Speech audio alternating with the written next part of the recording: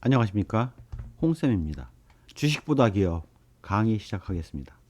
오늘은 복리의 마법에 대해서 설명을 드리려고 합니다. 복리의 마법은 워런 버핏, 피터 린치, 존 리 같은 대가들이 복리 마법에 대해서 설명을 하셨죠. 시간에 기대어 투자를 하라고 말씀을 하셨습니다. 왜 그렇게 말씀하셨는지 그 부분에 대해서 설명을 드리도록 하겠습니다. 동일한 금액에 대해서 하나는 은행에다 넣고 다른 하나는 우량기업에 투자를 했습니다. 그래서 은행에서 예상되는 연평균 이자율은 3%이고 주식 투자라는 변동성이 있는 주식에 투자를 해서 얻는 이익이 7%라고 가정을 했을 때 시간의 경과에 따라서 어떻게 금액이 달라지는지를 보여드리는 것이 바로 이 표입니다. 이 차트예요.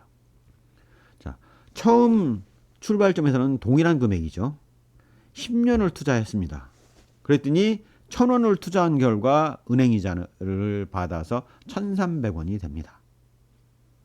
반면 기업에 투자를 한 결과는 2,000원이 돼 있죠.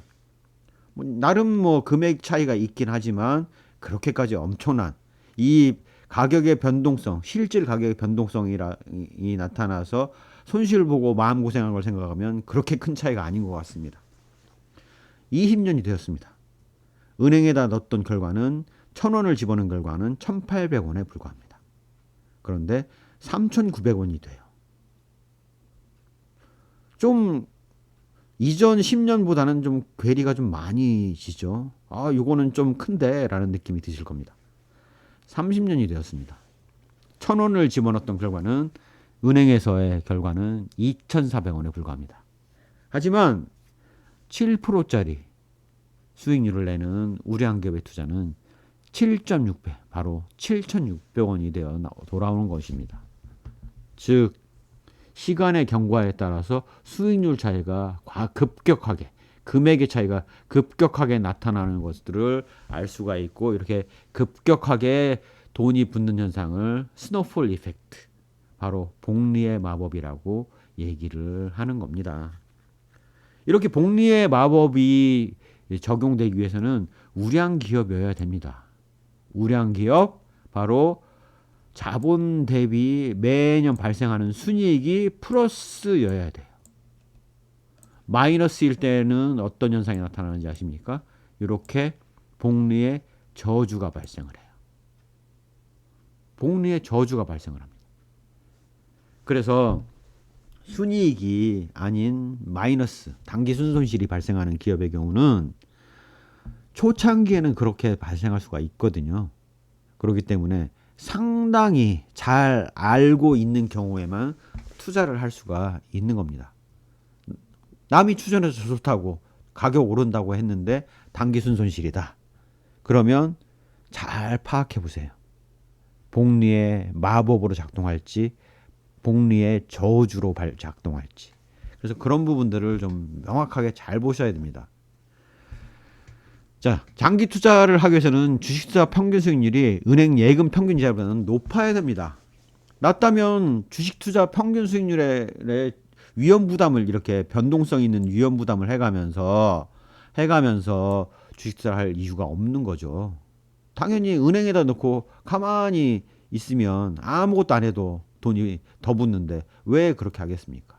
그래서 주식 투자 평균 수익률이 은행 예금 평균 이자보다 높은 거, 요 차이를 바로 벤자민 그레엄이 안전마진이라고 설명을 하고 있어요.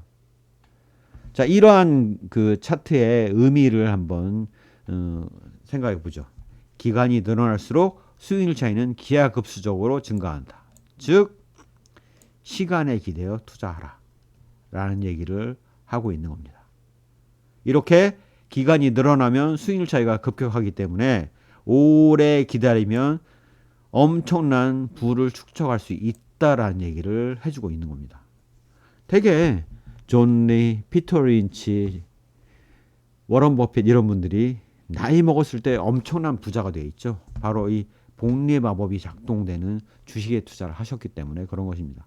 한계는 실현된 주식 투자 수익률은 변동성이 내재해 있습니다. 이렇게 어느 기간 7년을 했을 때에도 우연히 은행 이자보다 못한 지점이 있거나 원금 손실을 보고 있는 시점이 나타날 수가 있죠. 그래서 사람들이 가격이 떨어지면 아닌가 보다 하고 파는데 바로 이 지점에 골라서 팔고 있는 것이라고 볼 수가 있습니다. 그래서 실현된 주식 투자 수익률은 변동성이 내재가 되어 있기 때문에 적어도 은행이자를 초월하는 이 구간이 왔을 때 이런 기간에 주식을 매도를 해야지. 이때 손실이 나네 아닌가 가벼 이러면서 팔게 되면 깡통 계좌가 될 가능성이 있는 겁니다. 바로 복리의 저주가 발생하는 기업이나 이런 구간에서 팔게 되면 복리의 저주가 발생할 수 있다. 이런 것들을 말씀드릴 수가 있겠습니다. 이렇게 꾸준히 수익이 날 수 있는 기업에 투자하기 위해서는 우량 기업이어야 됩니다. 부도나면 그 기업 주식은 휴지죠. 그렇기 때문에 우량 기업에 투자하지 않으면 안 된다. 장기 투자해야 된다. 마치 자기가 신이 된 것처럼 샀다 팔았다 하는 거래를 통해서 돈을 잘 벌 수 있으리라는 기대는 망상에 가깝다라고 말씀드릴 수가 있겠습니다. 자, 이 우량 기업이 내가 봤을 때 우량 기업인 줄 알았는데 시간 지나니 아닐 수도 있어요. 그거 어떻게 합니까? 주기적으로 검토하는 겁니다. 사서 내박치는 게 아니에요. 주기적으로 뭘 검토합니까? 차트를 되게 보거나 가격을 보시는데 아닙니다. 존 리, 피터 린치, 워런 버핏 이런 분들이 뭘 열심히 검토하고 있느냐? 해당 기업에서 전자공시 사이트에 공개한 사업보고서, 분기보고서, 반기보고서, 감사보고서를 검토를 해요. 본질을 보는 거지 가격 검토를 하는 게 아닙니다. 그런데 우리는 오히려 가격 검토 열심히 하고 차트에 낙타봉이 어떠니 이런 얘기하면서 차트 열심히 검토하는데 막상 그 기업에서 왜 이런 실적이 나왔다라는 것들을 밝히고 있는 사업보고서, 감사보고서는 보지 않고 있는 거죠. 눈을 감고 있는 겁니다. 그래서 앞으로 기업 분석을 함에 있어서 이런 공개된 정보를 활용하는 방법들은 나머지 시간을 통해서 점차 하나하나씩 풀어서 설명을 드릴 겁니다.